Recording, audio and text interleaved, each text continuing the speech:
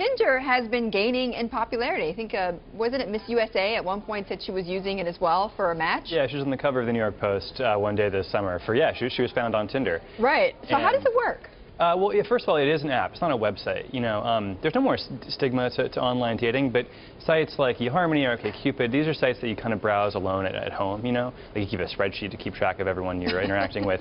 Tinder is an app for young social people. People pull out at bars. The millennials. Yeah, exactly, millennials. People, they pull out at bars, they pass the phone around, and there's really only one thing to do with this app. You're shown a picture of somebody who's near to you, of the sex that you prefer. You swipe to the right if you like them, you swipe to the left if you don't, and that one little interaction has proven just incredibly sticky and addictive to a lot of people. Right, because people then get matched up, and I think there have been marriages out of this, right? I mean, this is legitimate. Yeah, the company claims there have been 50 marriage proposals so far, which is sort of hard to verify, but I guess we take them at their word. So this company is interesting itself, right? This is not a startup. Yeah, it's funny. It's like the startup that's not a startup, you know, because it checks all the boxes, like college dropout founder, you know, kind of a creation myth that they built it mostly in one day.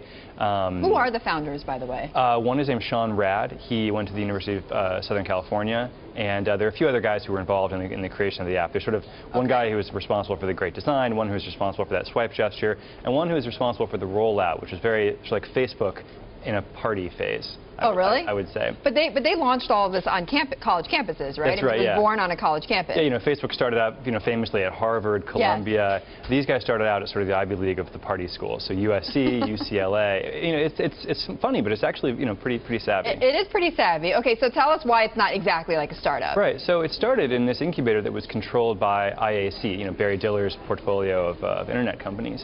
And you know, so the founders, they have an equity stake, but IAC controls the thing.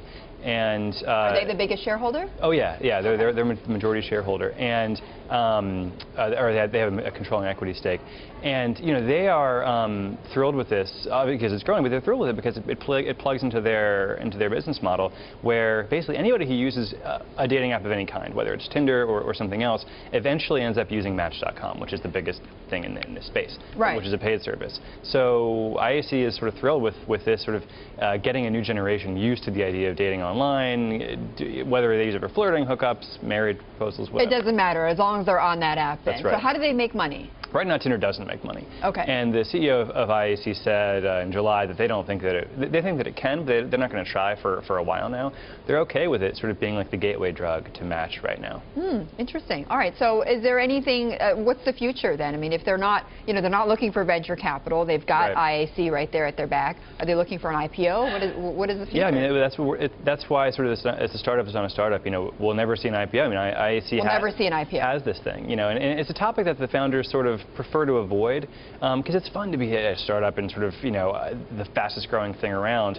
But the reality is this thing was built partially in offices designed by Frank Gehry as opposed to, you know, their parents' garage. You tried it, by the way? I did. My fiance was not thrilled that I had to do some reporting. Did you find matches though? Well, I made the mistake of giving it to an editor who swiped a bunch of times, you know, in the favorable direction, and then I got some matches. And of course, that would happen. No one wanted to talk to a reporter. Weird. On a dating app. No one. I think that's a real downer if you say I'm actually working on a story about a dating your photos website. of you with your fiance. So. All right, Nick, great to see you. Thank you. Nick Summers, our Bloomberg Businessweek reporter.